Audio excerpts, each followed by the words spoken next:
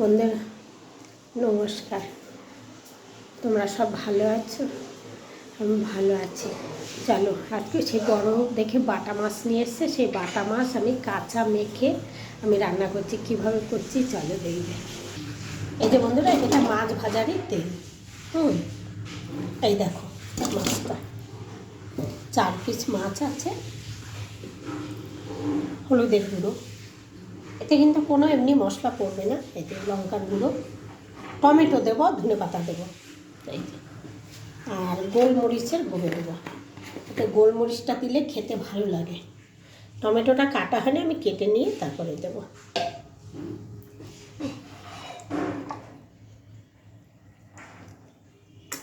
তেল দিলাম, তারাও নুন, এই দেখো নুনটা দেবো, আন্দাজ মতো নুন দিয়ে দিলাম।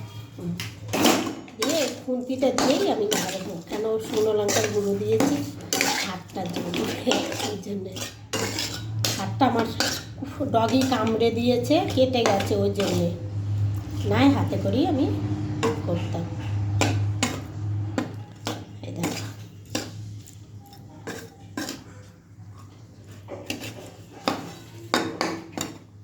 আচ্ছা, জল দিয়ে দিচ্ছি। টমেটোটা দেবো। আমি গ্যাসটা এখন ধরিয়ে দিই। বন্ধুরা গ্যাসটা ধরিয়ে দিই।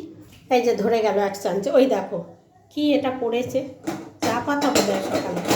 অত তাড়াহুড়া আমার আর দেখার, তাই আমি পাচ্ছি না বন্ধুরা। হ্যাঁ, আমার শরীরটাও একদমই ভালো নেই, একদমই ভালো নেই বন্ধুরা। এই যে এবারে আমি টমেটোটা কেটে দেবো।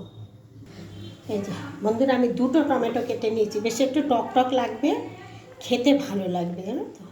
এতে কিন্তু আমি পেঁয়াজ ঠাজ কিছু দেবো না, শুধু এরকম।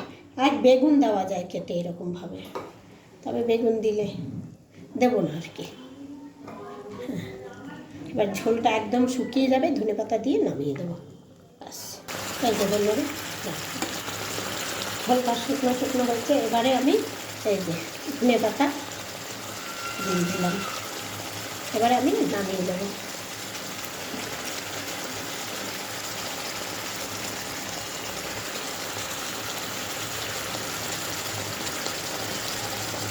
এটা একদম এই যে টাটকা মাছটা দিয়ে বেশি ভালো লাগে, জানো তো।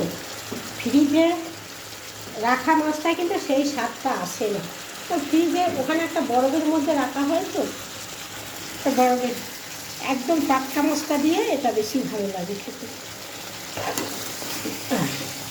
তোমরা একবার খেয়ে দেখবে, দারুণ লাগে। খেয়ে তারপরে কমেন্ট করবে, আর এরকমভাবে কে কে রান্না করেছো কমেন্টে একবার জানাবে, কেমন বন্ধুরা। এবার আমি এটাকে নামিয়ে দেবো। আগে আমি থালা নিয়ে আসি। এই যে দেখো বন্ধুরা, এই যে গ্যাস আমি অফ করে দিলাম। হ্যাঁ, এই যে দেখো গ্যাস অফ করে দিয়েছি। এবারে আমি নামিয়ে, এই যে বন্ধুরা বাটিতে আজকে নামিয়ে দেখালাম। ঠিক আছে।